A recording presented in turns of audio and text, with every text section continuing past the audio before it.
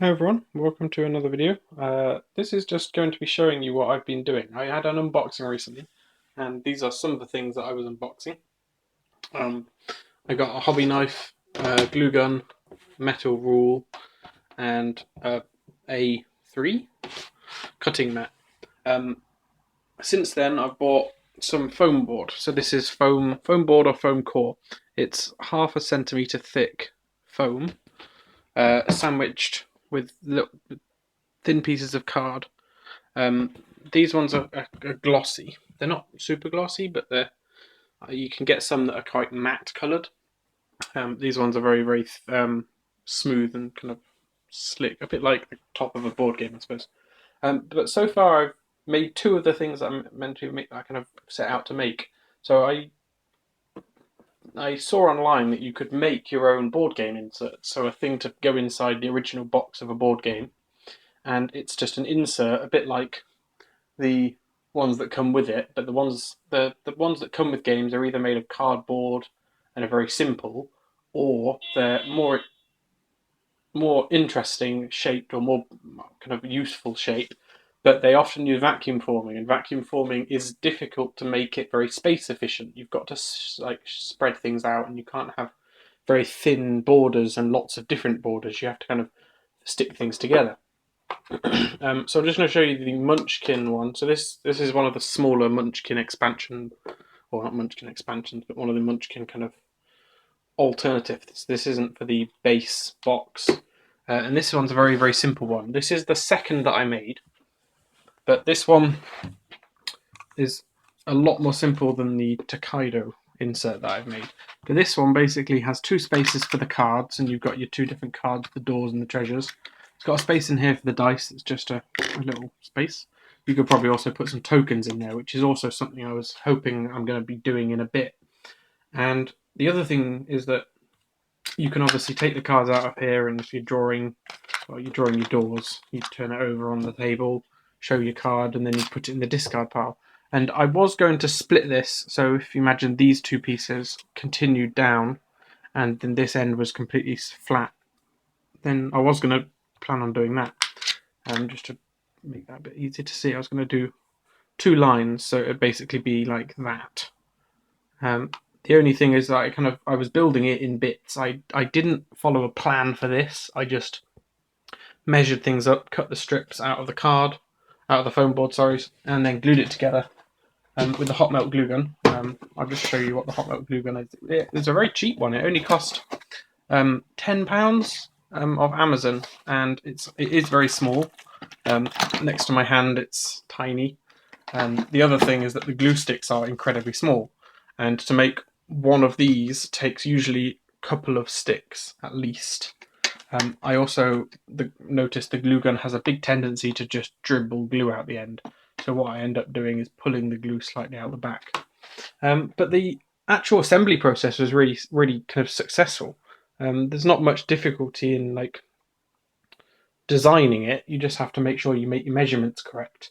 The only thing I think that I didn't do perfectly in this was leave a big enough gap at the top, because when you put this on top, it almost isn't flush. It just about is, but it's not completely flush. The alternative is if you have a recess. So the board and the thing, they sit below. You should be able to see they sit below the edge of the box, and therefore the lid on this can fit on really nicely. Whereas the Munchkin one wasn't quite as snug. It doesn't sit perfectly. Now, I have thought of an idea that I could add on to this, because at the moment this only holds the cards. There's no actual counters for your level. So you have 1 to 10 when you're playing Munchkin as your main level, and there's no way of counting that in this. I was thinking if I had enough space, I could have had a little scale along here, and you can put your token on it. But what I'm thinking now is I could actually have a piece that fits inside of this.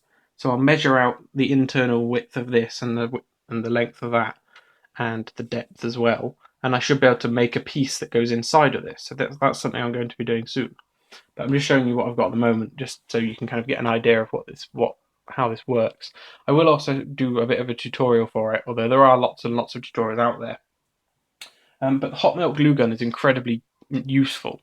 The only thing that is a bit of a problem is if you're trying to glue something together, sometimes if it dries, so say I was gluing a big flat piece on top of the whole of this, if I wanted to put like not a lid, but say for example sticking the bottom on the base, you have to either start with a flat base first and then stick things onto it, or assemble all the vertical frames and then stick the bottom on in one go. And that's what I did when I made the Tokaido one first, and it was a bit of a problem because when I'd put the hot melt glue gun on, if you imagine putting a little piece of glue and you're going along slowly putting the glue out, once you've done that around all the edges and got to the other end, this side has started setting, and when the hot melt glue sets, it almost turns back to a solid rather than a liquid. It's still semi-squishy, but it doesn't glue quite as flush. You can see, if I can get the camera to focus, there you go. There is almost no gap there. I have had a couple of problems where I'd cut things a bit short, and in order to not waste lots of the foam, I just cut a tiny slither and basically stuck that in with glue on either side. But it's all gone together really quite well. I've got some pencil lines on this one actually. The only other thing I've noticed is my knife, which is this knife over here, is not quite as sharp as I kind of wanted. I wanted one that would be really, really sharp. And I have noticed that those knives slightly drag, especially on the corners. So you can see it like this corner here. If I can get it focused. Come on, camera. There you go. You can see there's it's just catching on the corners, and there's another bit there. And it doesn't get on very well with it. But this game was a very, very simple one to make an insert for because it's very small, it was very simple. Now I'll show you the other one, which is for Tokaido. And Tokaido doesn't have a ridiculous amount of things, but I thought it would be a good place to start because I had already got some plans that I'd found online. Well, not plans, but I'd already found a picture online. So I already had something I was kind of following. But for Tokaido, it was obviously a lot more complex than what I've got for Munchkin. Now I've got the external kind of piece goes all around the outside is what I assembled first, and this is where I came into the problem of putting glue around the whole of this, and then I stuck the bottom on in one go, and by the end of that, half of it almost dried. It wasn't stuck on very well. It was still tacky and it still glued it, but it was very solid. But this is the Tokaido box. Now it's a lot better than what it comes with. And the other thing is that this fits in the Crossroads expansion. Now I have got the actual Crossroads expansion box, and that's because I didn't really want to get rid of the box. So the box fits inside perfectly fine. But down this side, you've got all the cards for the base game. So you've got your all the different kind of cards you have, all the different paintings here. You've got all your different characters here, and these are all the base characters. You've got your money and tokens in here, and I've also got the dice for the expansion there. I've got here all the expansion characters, and I've got a couple of extra things. I think these two are actually the base game, the food and the kind of end victory tokens and painting completion ones there. And I've got the 4 different cards that you get with the expansion, the Crossroads, in these slots. And I've got the expansion board is here, which is just a flat board, so that's in there. I've put the baggies kind of just inside, just because I didn't want to get rid of them, I suppose, and it doesn't take up like anywhere near as much space as it could have done. But as I said, this is just so much more convenient. I'll just show you the original box, which is up here, and you'll get an idea. So this is the Munchkin box, insert, if you can call it an insert. It's basically just had 4 compartments. You could actually use this for storing the different cards, and it was in a way perfectly adequate, but I just thought I'll just practice on one because it was a simple place to start. So that was that one. This is the Tokaido one, and although it has a nice kind of inscription, you had a lot less space. You had 2 slots for cards. I think you could also put cards here, but I had the money in here. and you put your characters in here. And I was one of the unlucky people that had a problem with my box, meaning my characters actually don't fit properly. Like, you can see they're not sitting flush. If they're going one way, there you go. They don't go completely flat. There's no way of doing it. They're just too big. People have cut the bottoms of these and then made it fit, but I'd rather not have done that. But this board basically didn't work for me.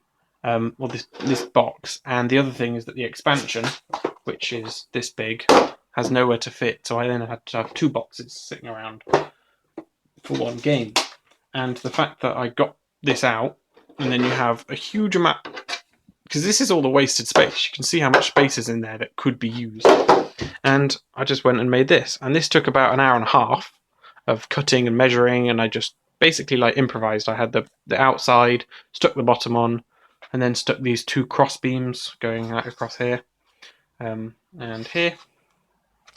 And then I just kind of measured up a gap. So I put these pieces in the corner. I'd kind of measured the gap this way, so I knew where to put these cross beams. I measured this gap and then put these 2 pieces in. I then cut out the rest of these little pieces, and once they were all cut out, all I had to do was just divide that length by the number of spaces, and then I had the individual width between them that I could then kind of stick them in. So it worked out really well eventually. So the Tokaido box is really, really efficient, and I'd recommend, if you haven't already, I'm assuming if you're watching this you probably haven't thought of doing this, or maybe you have and hence you've looked it up. But it's really worth doing. It's good fun. You can have kind of fun making it, and then it makes the game so much easier. Because now if I want to play, no longer do I have to sit there sorting out cards. I just go, right, these are the blue cards and these are the grey cards or the paintings, and then it's all laid out for me. You don't have to think as much as you would if they're all just stuck in a small little box. So yeah, that's the Tokaido kind of game. I could make some extra little bits for this. I said that I might make a level counter for Munchkin, but I think for this, the only thing I haven't done is have any way of sorting all these tokens. So I could put another maybe smaller divider in here, and then I could have some of these tokens, maybe what am I looking for? The little meeple things I could have a little space for, but to be honest, I think having this is fine, because all of these are going to need to be taken out, and it's very, very simple. It's just the rest of it is just so much more efficient, and because of that, it's just something I'm really glad I did. And to put all the costs into perspective, I've looked into buying board game inserts. I haven't looked at how much it costs to buy one of the Tokaido ones, but I know for Dead of Winter, which is roughly about the same size and complexity as this, that cost $30, which translates at about £20 in the UK, but that's without shipping, and that is from America, because there is nowhere in Britain I've found that sells these board game inserts. So you'd have to ship them, you'd also have to pay import tax, and that would probably end up costing maybe £30 or £40. And the tools, the glue gun was 10, the knife was about £2. Sorry, not the knife, the ruler was about £2. The knife was only £4. You do obviously have to be 18 to buy the hobby knife set. The cutting mat was about £3. So 10 for it's about 10. It's about £20 here, just for these tools. So that instantly not that much. You do have to also add up the costs of the materials, and just to put that into perspective, these materials, which are A2 pieces, they are this big. I'll just zoom out so you can see that. It's almost like a ridiculous amount of size. These cost £4 each. However, there was an offer on, and you could buy four for £10. So they effectively were only £2.50 each. And this is how much I have left from one of those big sheets after making 2 games. So Tokaido was obviously a lot more, Munchkin, hardly any. And I've got this much left, so I could probably make one other board game insert. So basically, it costs £2.50 for the material to make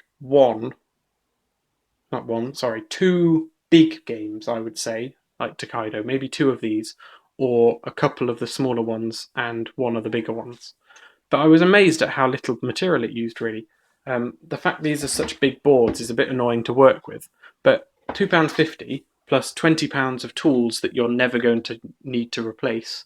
You will need more glue sticks, but I've only used about 6 in the whole of the making. The knives, maybe you might need some extra blades, but again, that's only going to cost a couple of pounds.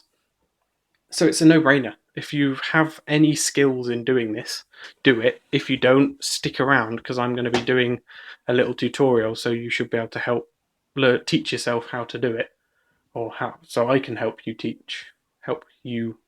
to learn to make these. And it's fantastic. You can make really, really nice little board game inserts that help you kind of organize your games. It does make it look more complex in a way. When you open the box, it goes, whoa, there's loads of stuff. But it's so much easier for just getting things out. The Munchkin one isn't that much different from the normal one, but it fits things in nicely and it sorts them a little bit better. And it was practice. So practice making smaller boxes or inserts, then you can make more complex ones, even though I made this one first. But I watched quite a few tutorials to learn how to do it first, and ended up making a few mistakes, as I said, with the going around the edge of this. But once I'd done that, I kind of learned from the mistakes, and I've improved on that. And with the Munchkin one, it was a bit of a practice, and it was so much easier because I then figured out I didn't want to stick everything in all the vertical pieces together and then stick it all in one go onto the base. I wanted to have a base and then stick things onto the base in order. So you'll learn how to do it in my next video if you're interested. But I'm just letting you know. So I will, in the description, I'll put a link to all these different pieces. They are going to be on the UK Amazon, but you can probably find alternatives in different countries. They're all very, very cheap, and I just basically looked for about 20 minutes and thought, okay, this has got like a couple of thousand reviews and seems alright, and it's £10. You can't go wrong. The knife set, maybe it could be a kind of sharper brand. I think X-Acto is the best. Probably. It's the most reputable brand I've heard of for hobby knives. But this one has a weird selection of all the different knife tips, which is a bit weird. But oh well, it should be fine. And it comes with 3 handles, 2 of which are holding knives and one's holding a kind of poker, and a pair of tweezers. The tweezers I use for just getting things out. But it's really good. I'm really glad I did it. So thank you for watching, and hopefully see you in my tutorials, which I will be making soon. So goodbye, and thank you for watching.